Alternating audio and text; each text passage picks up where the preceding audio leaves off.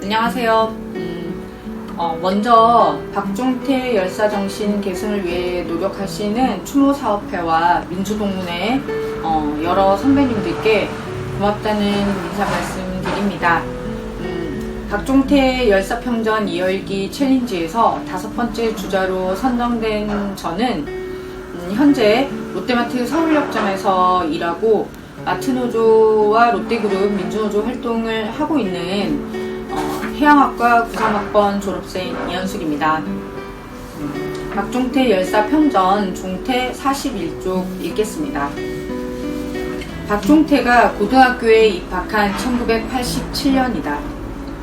대한민국 민주주의 역사는 1987년 새롭게 쓰였다. 박종태의 아버지가 돌아가신 해인 1980년 광주는 대한민국 민주주의의 마지막 전투리였다. 숱한 이들이 민주주의 재단에 목숨을 바쳤다. 전두환 정권은 그 목숨을 짓밟고 권력을 잡았다. 1987년 6월 전국은 민주주의의 함성으로 들끓었다. 광주도 마찬가지였다. 아니, 그 어느 곳보다 독재 타도의 함성이 절박했다. 민주의 바람은 거셌다. 광주 시민 가슴속에 검은 바위덩이로 맺혀있던 분노의 함성이 도청 앞 분수대를, 금남로를, 충장로를 뒤덮었다. 그리고 쟁취했다. 체육관 대통령이 아닌 시민의 손으로 대통령을 뽑을 수 있는 민주주의를. 1987년 6월 항쟁은 끝이 아니었다. 7월부터 노동자들의 대투쟁이 들불처럼 번졌다. 전두환 노태우 정권은 직선제를 받아들이는 6.29 선언을 통해 시민들의 민주주의에 대한 열망을 잠재우려 했지만 한 번 터진 민주의 본물뚝은 거침없이 각계각층 전국 방방곡곡으로 쏟아졌다. 교사들도 마찬가지였다. 1987년 교육민주화 선언으로 표면화된 교사들의 참교육에 대한 열망이 6월 항쟁 이후 조직적으로 드러났다. 그 출발지는 다름 아닌 민주화의 성지 광주였다. 교사들은 1987년 7월 11일 광주 YMCA 백제실에 모여 교육민주화 교사는 무엇을 할 것인가 라는 주제로 토론회를 가졌다. 이 토론은 박정희 군사 쿠데타로 교원노조 운동이 무너진 이후 수면 아래에서 교사들의 조직하에 앞장서온 광주 YMCA 중등교육협의회와 호남민교협 주최로 열렸다. 이날 토론회 내용은 전국 교직원 노동조합 펴낸 참교육 한 길로 전국 교직원 노동조합 운동사 1에 나와 있다. 1987년 7월 27일 광주 YMCA 전국 Y교협 임원들이 모여 민주교육 추진 전국교사협의회를 건설하기로 결정한다. 9월 26일 광주교협이 호남동 성당에서 창립대회를 가졌다. 교사들의 참교육의 열망은 출범부터 순환이다. 교사들의 집회가 있으면 경찰교육위원회, 각 학교 교장 교감들이 총동원해 장소를 봉쇄하고 교사들을 연행했다. 호남동 성당으로 향했던 일부 교사들도 닭장차에 실려 끌려갔다. 성당 문이 막히자 담을 넘어 대회에 참석한 교사들도 있었다. 1987년 9월 27일에는 서울 수유리 한신대학교의 각 지역 교육 건설에 참여했던 교사들이 모여 전교육 출범을 선언했다. 참교육 한길로에 나와 있는 창립대의 풍경이다. 9월 27일 오후 2시에 마침내 민주교육 추진 전국교사협의회가 서울 수유리 한신대 교정에서 결성되었다. 전교협 준비위는 이 대회를 통해 민교협 사무실이 있는 마리스타 수노원에 하루 전에 모여 최종 점검을 마치고 경찰 병력의 원천 봉쇄를 피하기 위해 한밤중에 1차 장소인 수유리 화계사 밑에 있는 한국신학대학 안으로 미리 들어갔다. 다음날 아침 일찍 경찰은 이곳도 겹겹으로 봉쇄해버렸다. 대학 강의실에서 밤을 지새운 200여 명과 교문 밖에 운집한 1100여 명의 교사들이 분리되어 당초 실내에서 하려던 결성대회를 도서관 앞 잔디밭에서 하게 되었다. 밖에서는 교사들과 경찰들의 몸싸움이 계속되었고 안팎에서 외치는 구호와 고함소리, 풍물소리, 노랫소리, 북한산 자락에서 내내 메아리 쳤다. 이들이 목청껏 부른 노래처럼 불길을 헤치고 물속을 헤엄치고 가시밭길 돌무덤 바위산을 뚫고서 모인 소중한 사람들이었다.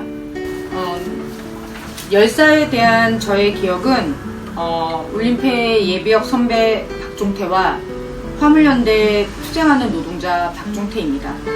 교내에서 심장을 쿵쿵거리게 만드는 풍물소리가 드물어질 때쯤 예비역으로 복직한 종태 선배님은 졸업할 때까지 울림패 동아리 방을 떠나지 않았습니다.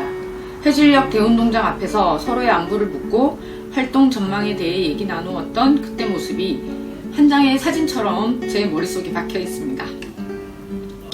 수년이 지난 후 저는 서울 한복판 비정규직 노동자 대회에서 화물연대 조끼를 입은 노동자 박종태를 다시 만났습니다.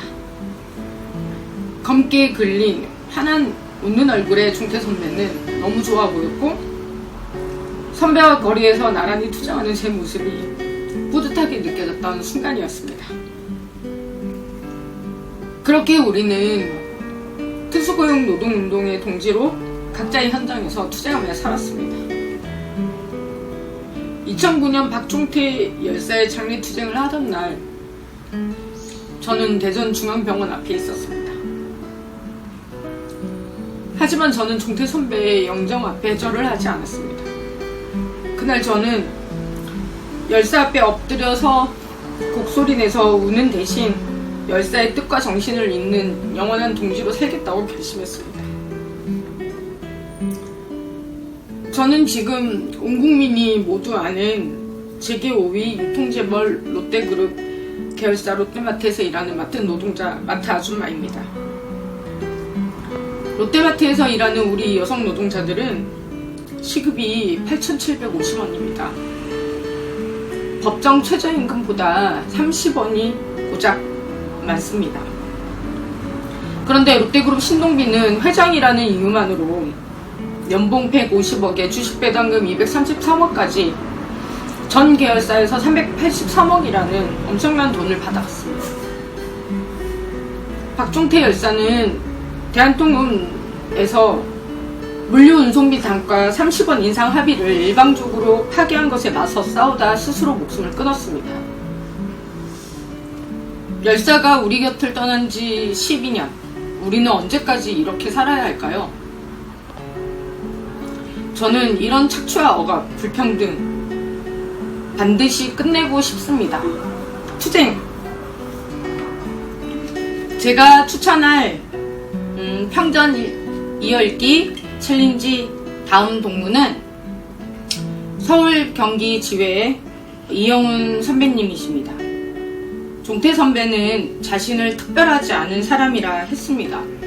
열사처럼 자신의 특별함을 드러내지 않고 사는 사람, 그저 자기를 평범한 사람이라고 늘 자신을 소개하는 사람이 이영훈 선배라고 생각합니다. 민주동문회 서울 경기 지역 동문 모임을 위해서 수년째 노력하고 계시는 우리 이영훈 지회장님, 다음 챌린지 부탁드립니다.